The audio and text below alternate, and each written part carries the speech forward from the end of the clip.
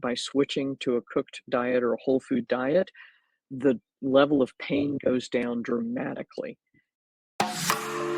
Good morning. It's Dr. Ruth Roberts, the original holistic pet health coach. I hope everyone is having a fantastic day so far. And for those of you that come on with us on a regular basis, happy to have you back. I don't have a coach here with me today, but what I want to do is show you around a really cool circle community. And I'm super excited about this for a number of reasons. One is, if you have been on many Facebook groups, the Facebook knows what you're talking about, right? So if we're in Circle, it's a private community. And so any discussions, any shares we have, any of that stuff stays private. So for those of you jumping on, where are you coming in from today? And how's your pups doing? Everybody happy and healthy? Or you got stuff you're trying to deal with? So drop that in the comments. Would love to see what's up for you. And let me do this. I'm going to pop this up. So this is our circle group. And again, we've got a couple of communities in here, more than that. The other really cool thing is we got named a platinum community by Circle because we have so much engagement and so much activity going on. So this is our free community. The cool thing is that we have message boards, much like you would see on Facebook, but we've also got several free courses here, our downloads for our holistic pet health coach, holistic protocols, a couple of recipes and treats, some other cool informational downloads, including when to spay and neuter, 5 facts about pet food, our My Vaccine protocol, and a really awesome ebook called When Not to Go to the ER Vet. And I think this has saved a lot of people a lot of heartache in terms of knowing when to get there. Cool. Great, Heather. We'll get to this question. And Lori, I'm so sorry to hear about your B-cell lymphoma pup. That is a sucky cancer. So looking for pain relief options, and she's on several pain meds. Caroline, thanks for popping that in. The other thing I want to make you all aware of too is you've seen many of the coaches come in, start sharing their advice, and help you understand things. If you need detailed help, and I'm going to answer your questions in just a minute, this is the place to go. This is where you can find the coaches that have already completed the certification process and are able to start helping you. They have a myriad of different backgrounds. Christy, for instance, is a certified dog trainer, but her passion and her business has been to raise Labrador retrievers to be emotional support dogs within the school system local to her. The other thing you'll notice too is there's a lot of people with a lot of initials, and these are people that are human health coaches. And Deb Tubert's been doing this on her own for many years. So we've got a lot of people with a lot of different amazing backgrounds. So I'm going to drop this link in here for you because I think it's important that you know where they need to go, or you know where to go to find help from a coach. But these folks have done so much work. They are so passionate about what they're doing, and they are waiting to help you. So I think the amazing thing is if you don't understand the concept of human health coaching, this is where this is born out of. And the idea is that you go to the doctor, says, you've got metabolic syndrome. And if you don't make a difference, you're going to end up with diabetes. And that's the end of the visit. So now what do? It's like you go to the vet and the vet tells you, your dog has stage 2 kidney disease. Get this bag of prescription food and come back in 3 months. We can't really do anything else until it gets worse. So the coaches are the people that are going to prevent you from waiting 3 months to see if it got worse or not. They're going to help you design a diet, supplement program, and lifestyle steps so that you can impact what's happening through nutrition with whole foods and supplementation. and you've got somebody to help you through that process so that you have that guide to help you pivot when things aren't going according to plan. Because this is the problem, with health and wellness, we have a plan and sometimes it doesn't work exactly as we'd like, and we need to adjust what we're doing to make it work better. Yeah, so Heather, and I'll answer your questions here since you guys are on it and you're asking questions. So thank you. How do you board your dog if they require vaccines? So this is the thing. If you're boarding your dog, you have to play by the rules that the boarding kennel sets. And the boarding kennel is setting many of those rules because of what the insurance companies are dictating to them. So if your pet has had issues with vaccines in the past and it's not possible to revaccinate them because of a serious health risk, then my suggestion would be to find a pet sitter, someone that can come into your home to take care of your pet. If you're just worried about what the vaccines might do, what I hope you will do is jump into Circle and go grab this download called Recommended Vaccinations. And what this will do is show you and teach you exactly what I used to do in practice to help provide good vaccination strategies without creating harm. So it's not that the vaccines have their place, but if you have a pet that's reacted severely to them in the past, that's where we want to make sure that they're protected. And the best way to do that is with a pet sitter. Now, Lori, this is a tough one, B cell lymphoma. And what I would suggest doing there as a first step, again, go to Circle, download, there's a holistic pet health protocol for cancer specifically. That will give you a starting point. But this is a long-term relationship you need to have with someone to offer the best options for your dog to help with the lymphoma. So again, this is where I can't, like for instance, we were having some issues with Hayo, and I get blinded because she's my baby. So I reach out for help to others to help guide me through what we need to do next and make sure that I'm offering Hayo the very best help. So it's not just you. What the heck do I do when our babies get sick? It hurts us, and we need to really have that guide to help us know what to do next. The most important thing you need to do is, if you're not feeding some sort of a whole food diet, is start there. My my learning is in traditional Chinese veterinary medicine, and so I am a proponent of cooking, not a raw diet. And I think that for many of these guys, because their guts are already compromised, throwing raw cold food in there is difficult for them to digest. So the original crock pot diet would be a great place to start. And then the next thing to do is to remove as many chemicals as possible from your home. And then there are other basic things. If you improve the function of the microbiome, you will improve the function of the immune system, which will help start surveilling for these cancer cells better. You can also add high doses of omega-3 fatty acids. That's been shown consistently to improve cancer outcomes. And probiotics could be another great option. So currently I suggest Megaspore because it is a spore-based probiotic.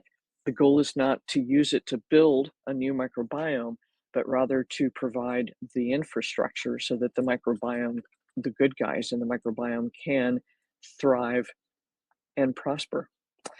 And so there's that. Go check out that protocol for more information. And honestly, find a coach to work with, because I think this will be critical to get your pup the most help and the most success possible. And Hayo has to come visit and help us because she wants to make sure I'm doing it right. Caroline, you've got an elderly dog looking for pain relief and she's on several pain meds already. And that usual combination is tramadol, non-steroidal drugs, gabapentin. And then we end up with a dog that feels a little better, but is sedated. What I would suggest doing is, again, we're going to work on functional medicine principles and TCVM principles. If the digestive system isn't working well, That's the first place to start. If you're feeding a kibble, many pet parents find that by switching to a cooked diet or a whole food diet, the level of pain goes down dramatically. And so that's step one. And many of the steps that I just mentioned from cancer, this is going to sound like this is the one size fits all, but the underlying principles are the same. Chronic inflammation, dysbiosis, the inability to digest properly, and the ability to detoxify properly are the three main things that are not working for most of these guys.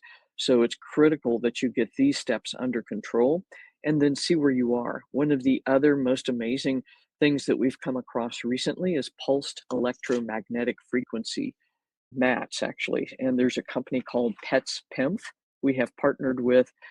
The mat is actually double the size of the one in the picture on our website. It is super because the dog can lay on it, you turn it on, you can support both pain, accelerate their healing process, and also reduce anxiety and stress. Rather than having to have two devices, you have one device that you're able to operate and switch programs from your cell phone. So it's just been a fantastic tool on so many levels.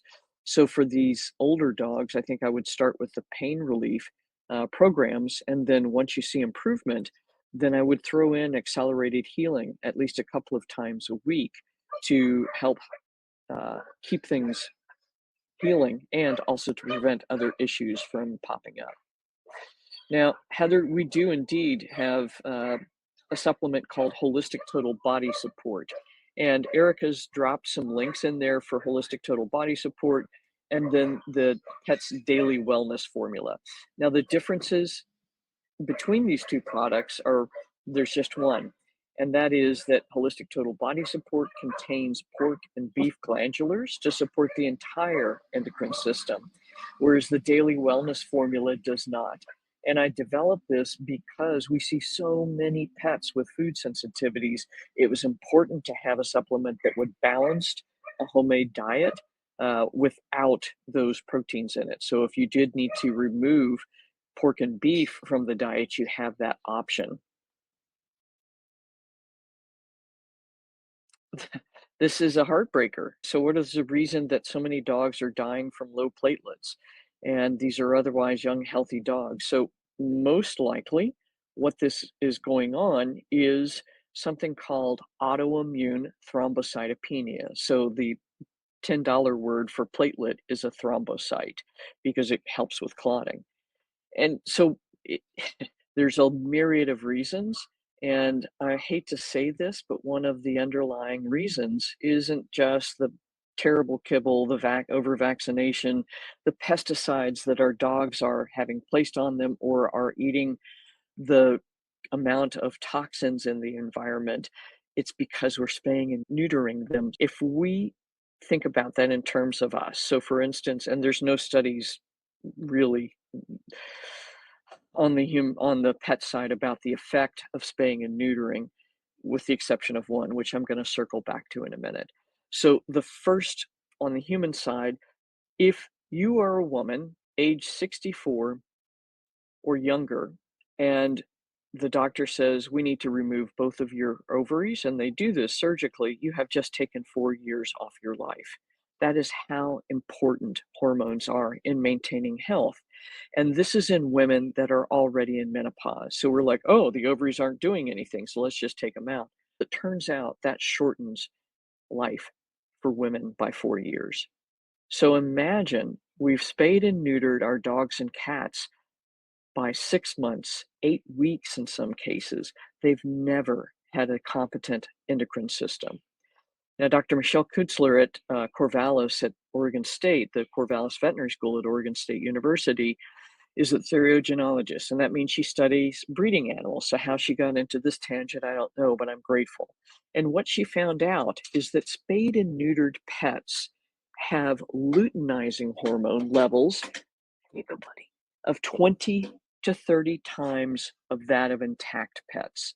Why is this? So there is something called a feedback loop. And if you have enough estrogen, testosterone, progesterone floating around your system, that that is part of the feedback loop to tell your hypothalamus inside your brain, hey, we're good here. We've got plenty of hormone. Don't make any more of the hormone precursor, gonadotropin releasing hormone. And don't tell the pituitary to release more of it. So if we've spayed and neutered and taken away virtually all of the estrogen, progesterone, and testosterone, and put these animals into early menopause and andropause to the point where they're not getting any very minimal production, that feedback loop is unchecked. And what happens is, as I said, the luteinizing hormone or LH levels go up 20 to 30x normal. But worse is that tissues that should not have receptors for LH do. And the tissues that end up with the receptors are the brain, the adrenal glands, the bones, the joints, the bone marrow, where immune cells are made, and platelets are made, and red cells are made, and white cells are made. And when the LH sits on these receptors in those tissues, we see increased numbers of autoimmune disease. And as I said earlier, immune mediated autoimmune thrombocytopenia, low platelets, is an autoimmune disease. So there's a great deal of evidence that this early spaying and neutering, combined with all of the other toxins and physical and emotional stresses that your pet is facing, is behind this epidemic. What's insane to me is that we know that all dogs have a 25% chance of developing cancer. And even worse is that dogs over the age of 10 have a 50% chance of developing malignant cancer. This is ludicrous and absolutely insane. So I think in humans, the percentage all cases of cancers is like 0.4% of the entire population, and yet cancer is the number 3 killer in the US. In the Italian dog cancer registry, the percentages work out to be about 1 to 4%, depending on if you're male or female dog. And why is that? Because they don't spay and neuter as often in other countries as we do in the US. So please don't misunderstand me. When I started veterinary practice, the local SPCA in Charleston, South Carolina, took in 45,000 animals every year and euthanized 38,000 animals every year. I don't want to go back there. Nobody wants that to happen anymore. So, by solving the pet overpopulation problem through spaying and neutering, we've created another one. And what I'm here to tell you is that there are multiple ways to support pets that are already spayed and neutered and help them live long, healthy lives. But you need to feed whole foods, you need to control inflammation, you need to control the body's ability to detoxify, and you need to improve the microbiome. So, again, this is why you need a guide to help you figure out how to do this stuff. Can you tell I'm passionate about this stuff? Can I get a thumbs up or some hearts or something? Here I am on my soapbox. Is this making sense to y'all? Yes, no, maybe, perhaps, I don't know. Yeah, right on. Let me hear it. Is this jiving with what you are feeling? Is like, what's going on? This is insane, right?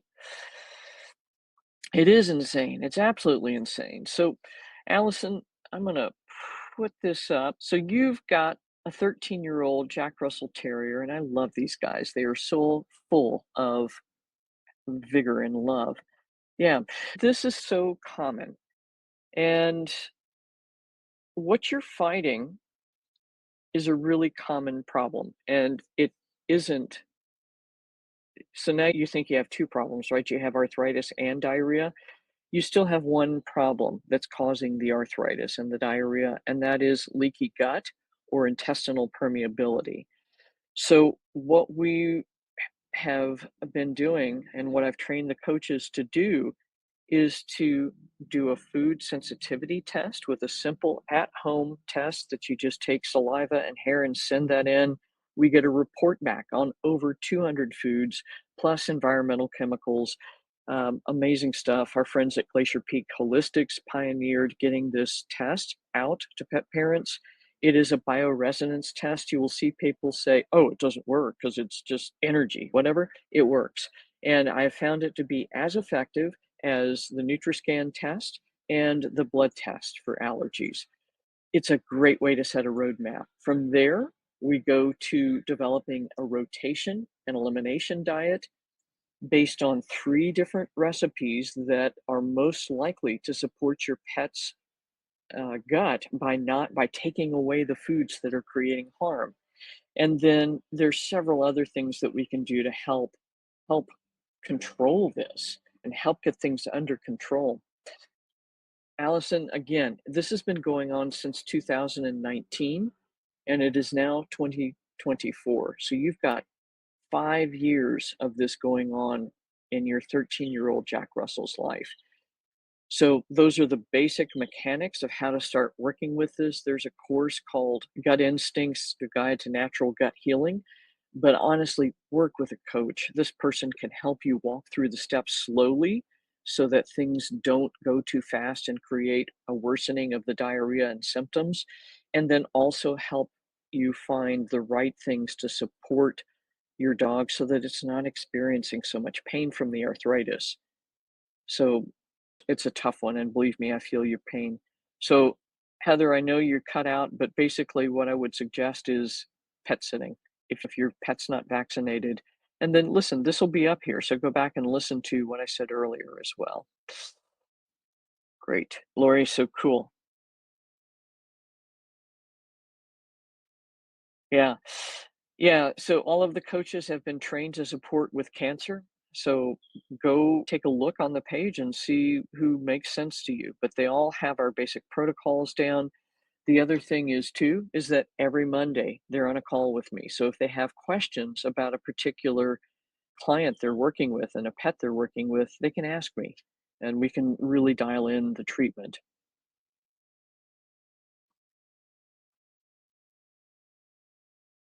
Susie, I get it. Ohio, I think, is the only poodle I know that doesn't have a heart murmur. And yes, that's the most poodles do have it. But does that end up creating problems down the road? Probably. So I think you're wise. What I would do is, again, get the basics covered. Whole food diet, high doses of omega-3 that improves cardiac function, CoQ10, carnitine, taurine, hawthorn berry, cardiac support, all of those things are going to be really helpful to preventing that murmur from worsening and creating problems down the road. That is great, Susie, that you're feeding whole foods. That is perfectly wonderful. And Allison, we've got your question covered. Yeah. So, Graham, this is a great question. Recently neutered, he was anxious, and the vet thought it might help with his lack of confidence and fear. And I'm sorry, I'm behind on the comments, so you may have put more, but, and I'm sorry, I'm glancing ahead, and it's, oh my God, it's just crazy. So, there's a couple of things you can do. One is often this will worsen the anxiety. And there are a couple of things, again, whole food diet, all of the things I keep saying, Simplex F, Simplex M for male, F for female, to help support the adrenal glands to do their job to support the level of sex hormones in the body. The other thing is this is where a pet's PEMF mat would be a great idea because I got to tell you, our little dog, Hayo, she was in a house with over 140 dogs and I think she has PTSD. She was my mom's dog before ours, and we took her down to Mexico, and it was our first time in mainland Mexico. They love fireworks here. She poor thing was about to crawl out of her skin. We were already doing CBD, and if you're not using CBD, you definitely ought to be. Hemp oil by Hemp Dog Health or CBD Dog Health is, in my opinion, the best product on the market. So use that. Use the Pets PEMF mat. Use the relax setting to help get that anxiety under control. So wow is right. Yeah. Yes, we do sell it on the site, Lori. So I think it's a Glacier Peaks test. I'll drop that in. So we got some links popping in there for you. And then this just breaks my heart. Stuff going on right now about Purina food is evil and all these dogs are dying. And I'm not going to say they're evil. What I'm going to say is there are a lot of dogs dying right now. And it's not just Purina. Here's the deal. We can get mad at the pet food industry and wait for them to change, or we can take matters into our own hands and cook for our pets or do raw food for our pets, whatever your preference is. Again, what works in my hands is home cooking because it's going to be another decade or never before they take responsibility and they start using high quality ingredients. This is where you have to take responsibility for your family. So what I'm going to tell you is going to be like, oh my God, I don't want to cook for my dogs. Cook for your dogs because this is your best way to prevent health problems in the future and to ensure that they are not exposed to some toxic garbage in some highly processed ingredient. Please go get the original Crock-Pot diet. Go get Dr. Judy's books. Do something. But the way the Crock-Pot diet is set up is so that you cook in batches of food. For full transparency, when Mary Jo, my wife, and I first met, we had 5 dogs and 5 cats, and the dogs ranged in size from 75 pounds to 9 pounds. It took us 4 hours on a Sunday, once a month, from stem to stern, prepping, cooking, processing, freezing, cleaning up for 10 animals. So it is a time commitment, but the thing is that it is the best investment of time you can make in your dog's health. So my guess is that you've been scouring the internet trying to find what's going on with pet food, and you've probably spent at least 6 to 10 hours doing this research already. So you could have spent that 6 to 10 hours buying food, shopping for the best prices for the proteins, for the other ingredients, washing them, chopping them as needed. I'm a lazy cook, so I don't chop much up. Cooking them in the oven, in a roaster oven on top of the counter. And if you go do the Crock-Pot course, I go through all the different options, doing the Instapot, whatever it is. You could have had enough food for the month in the freezer that you knew was safe. So this is how passionate I am about that. It's just so important and so critical.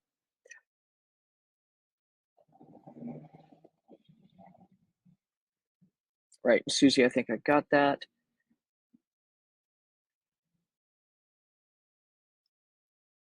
So, Rhonda, here's what I would suggest. Where do you live?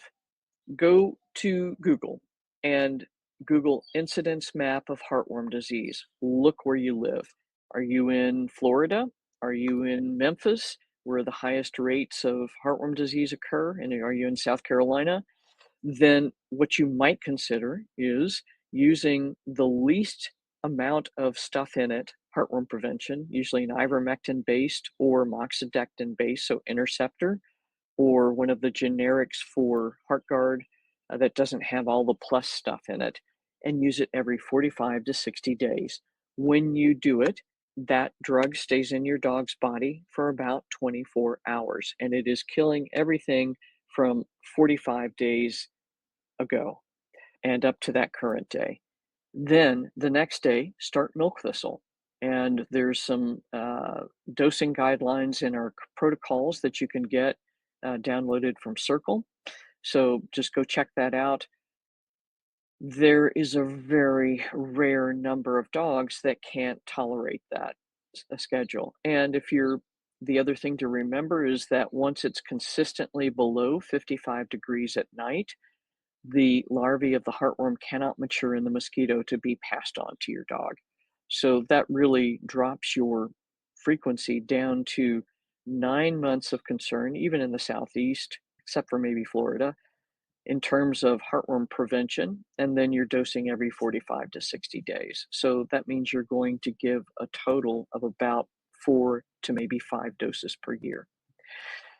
So I think if you use that cleanup method, there's that. And then the other option is there are herbal alternatives such as HWF by Amber's Naturals. That's been so easy. Yeah, yep. And that's been great. So there, and I think Erica can drop us a link to that too. So you're right. Yeah, there's all this stuff going on. The Facebook group Saving One Pet Pets One at a Time and Judy Morgan, they're doing a lot of stuff, but what they're doing is battling the industry. And that is not going to protect your pet in the meantime. They are creating great deal of awareness, which I think is incredibly valuable. But even Dr. Judy is saying, go make some food for your pet. So right on. So again, Caroline, I'm not a raw advocate. I think that it's been promoted as the ancestral diet.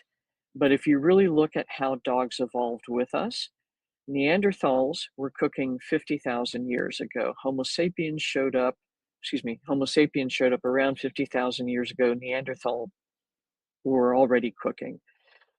Canis familiaris, as an offshoot of the wolf species, showed up about 30,000 years ago. And they evolved with us, Homo sapiens. They evolved eating our garbage first, which includes our poop, which is why their microbiomes are quite similar. And then finally, what we fed them. So we had this transition from garbage cleanup to companions, and they become our hunting companions, our camp companions, our protectors, and our buddies finally in this century. So pet food has been around since in big numbers since the 50s. So have Doritos. The fact that we have all of these highly processed foods around for now 75, 80 years, look at the damage that has been done to our health in that time period and to our pets' health, because this is what we end up feeding them. If you look back at what was fed before and you look at some of the oldest living dogs, Bobby had his title taken away, but he was still an older guy. He was eating what his family ate.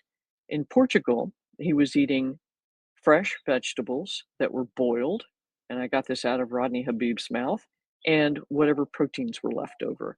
He was not eating a high protein diet. So I think that this myth of raw food being the ancestral diet has been propagated, and it does make dogs better coming off of kibble, but I don't think it's the ultimate answer. It is correct absolutely for cats, and it is correct absolutely for some dogs, but I'm fixing raw fed guts many times with cooked food. So that's it. The other thing is about packaged raw foods. Let's think about the environmental impact of that. Number one, dogs and cats are now eating 25 to 30% of the conventionally produced animal proteins in the United States. What is the number one producer of greenhouse gases? Beef cattle. Now, we're going to have all of this stuff processed at a company, and then they're going to package it into these convenient little plastic dividers, and then they're going to put that into a styrofoam cooler on top of ice blocks and put that in FedEx or UPS or something that then puts it on a plane and then on a truck and then drives it to your house. So, what is the environmental impact of that? Or drives it to the pet store? And what I'm trying to get across to you is that if part of the problems we are facing in terms of health are due to nanoplastics, CO2, greenhouse gases, ozone, particulate matter, etc., glyphosate, herbicides, pesticides, all of this gross stuff, we're producing more of it by providing food that way. So, my hope and my goal is that we start helping pets with real food that you make at your home so that we all minimize our environmental impact. And that's it. So, thank you for that because it's, oh my God, I don't want to cook for my dog. But it's really not that hard once you get into it. So, thank you. Pancreatitis and IBD, low fat diet, and I want to cook for them. So, If you're starting with crock pot, the average recipe calls for about 6 tablespoons of oil, and I would start with half of that and then work your way up. And again, all the things I just mentioned, Glacier Peak Holistics test through it. And again, this is a great situation to work with a coach.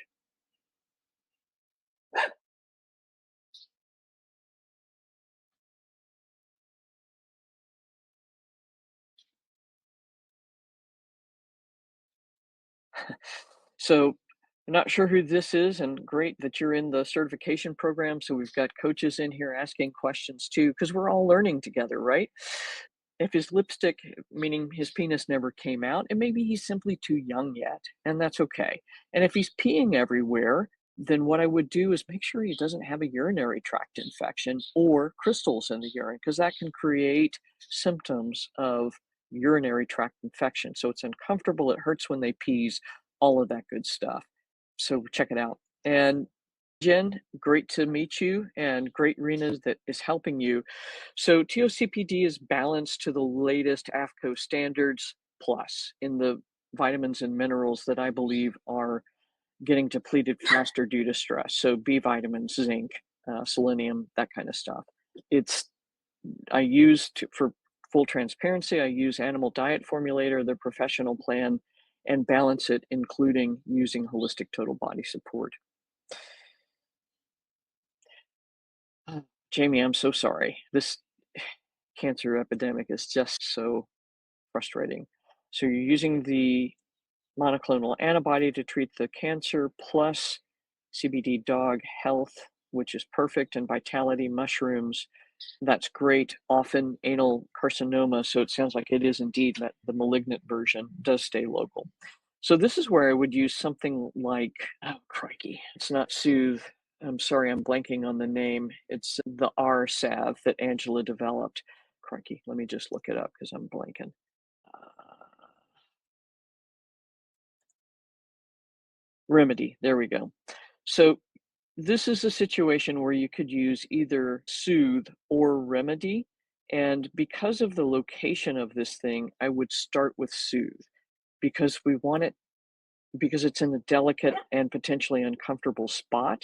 We want it to go slowly, but this will help control any new growth. So that would be where to go. And then the other thing is too, is that you need to really dive deep into all of the other things I was talking about earlier. Whole foods diet, if you're not doing that. I would do a rotation and elimination diet for this guy. Omega 3s, probiotics, and just get those basics covered. And there's lots and lots of other options. Again, this is where working with a coach is going to be incredibly helpful. So let's see, Allison. Yeah, Adequan, actually, I used to really like, but they changed the formula a bit once it got on the human side. So for clarity, what this product is, it's not a vaccine. It is an injection of polysulfatic glycosaminoglycans, which is a big fat mouthful for the precursors for glucosamine and chondroitin. So it does help with joint issues. However, it is derived from chickens. So if your pet has a chicken sensitivity, this may be why you're seeing issues. Again, there's tons and tons and tons of other options, and Pets PEMF mat would be a great way to go. And CBD is okay, but you do need to approach it carefully because it will improve many things. And one of them is it may decrease vascular resistance. And if the heart is counting on that to maintain perfusion to all of the tissues, if you increase the dose too quickly, you may find some issues. Again, this is where you'd want to start super low, like maybe 1 or 2 milligrams, and again, talk with somebody that's familiar with what else is going on in your dog to understand where to increase and when to increase.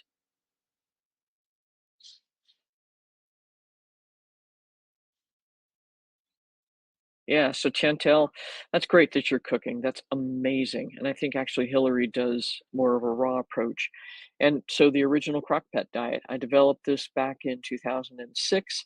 It stood the test of the very first pet food recall. And thank you, you guys all got the remedy out before I did.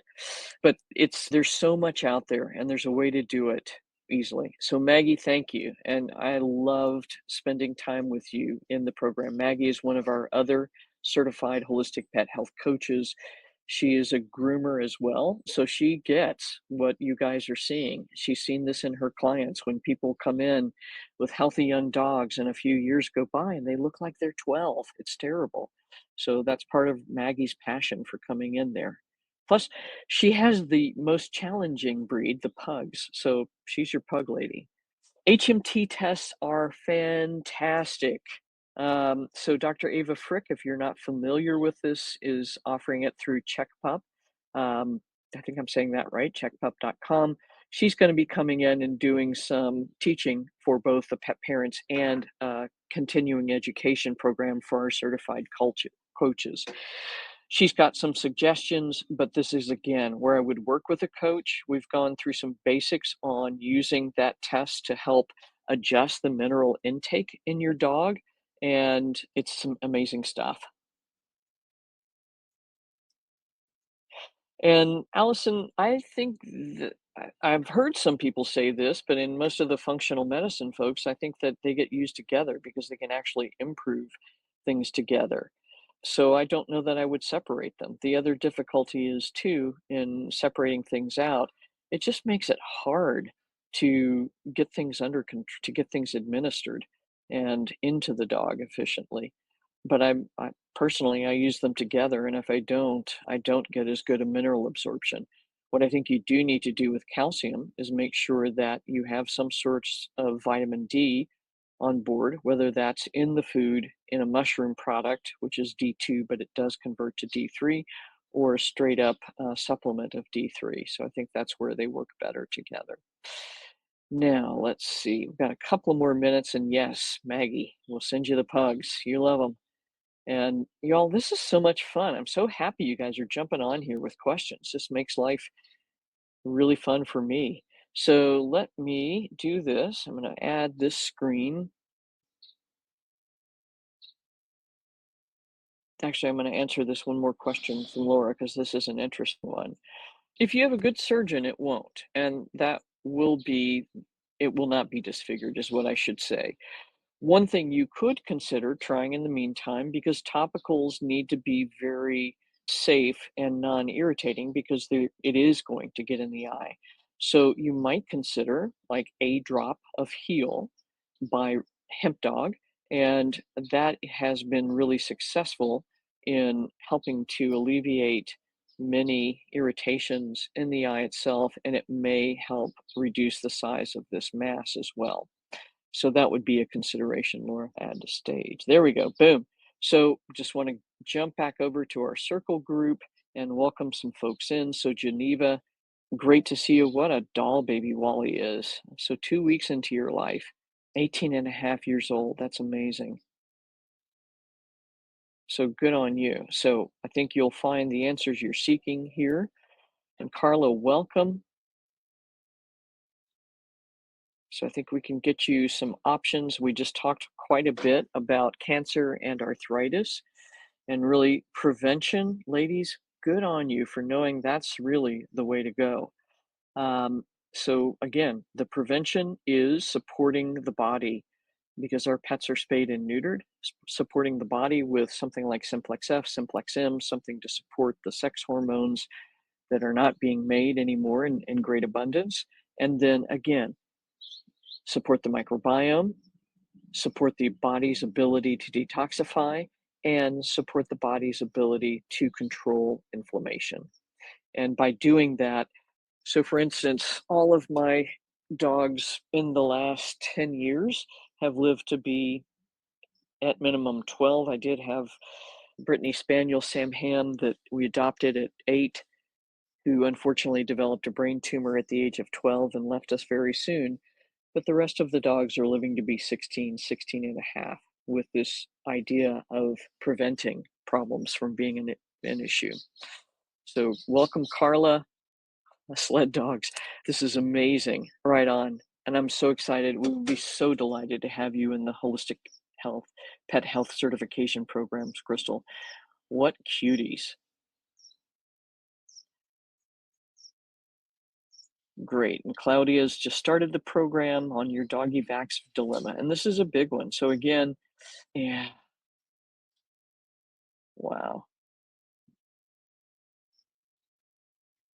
So here's the deal about rabies vaccines and what I can tell you immunologically, and this is based on the work of Dr. Ron Schultz, who, if you are familiar with what he's done, he has tested vaccines for almost every manufacturer and produced reports that sometimes they really did not like.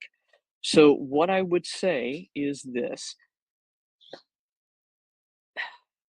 understand that in the rest of the world, there are only 1 year certificates for rabies. I would suggest, since he's had only one vaccine, to repeat it, but again, start with Thuja right off the rip to help detoxify from that vaccine. And this is the problem. I think the titers are great, but it's difficult to get many of the government authorities to recognize them. I think it's important to understand this is the place where we are. And so you can do medical exemptions for pets that have a clear medical issue, and but that's not where you are right now. So what I would say is do the 3 year vaccine, but before you do it, have Thuja on hand, whether that's the mother tincture, which we carry, or the homeopathic version. I would use a 6C, 12C. You can get this from Waron, usually on Amazon, or many of the supplement stores carry it as well.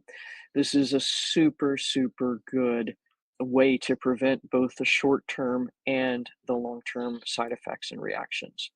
So it's great that you're recognizing the issues.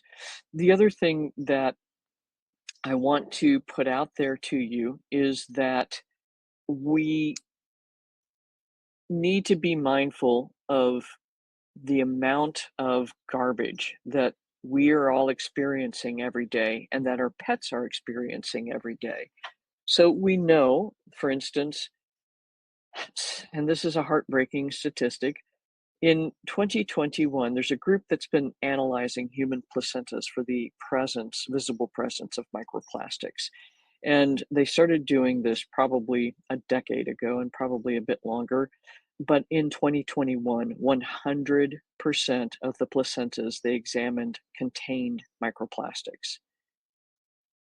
And I'm going to let you just hold that for a second. That's devastating to me. Our environment is so contaminated. It is in us.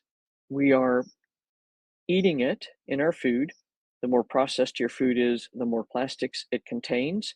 We are breathing it because the nanoplastics get aerosolized. And then like DDT was banned in 1968. And if you don't know what that is, it is a pesticide. It's one of the first big guns that industry developed. It is still showing up in the cord blood of children in the United States. Glyphosate is in every organic wine in California. And how is that if they're not spraying? So there's something called the water cycle. And what that means is it rains, water drops down. It goes into the lakes, the streams, the rivers, the creeks, the ocean, and all of that water filters through the soil, washes over the ground, and takes everything there with it. And then it goes out in the ocean, or it evaporates, goes back up into the clouds, and it rains again and comes down. And what's happening is all of the things that worry the hell out of us, the plastics, the herbicides, the pesticides, the PFASs, all of this stuff is in the water cycle. It's not going to go away anytime soon, and we are not slowing down our additions to it. So the other critical thing that we must address is a daily detoxification. And I've mentioned this, like if our detox system isn't working, we're really in trouble.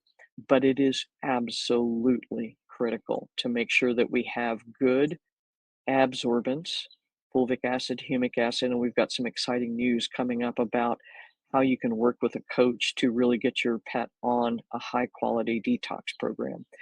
But this is going to be absolutely critical part of our daily lives and our pets' lives to maintain health. All right, we're at the hour. This has been a ball, y'all. Keep coming back every week. We'll have I think somebody else on with me next week, one of the coaches. And then the next thing is to figure out how to get this thing to play with Instagram. Thank you for all your questions, your interest, your support. Keep them coming and keep asking questions. If you don't ask, you don't know. So next week, ladies. Cheers.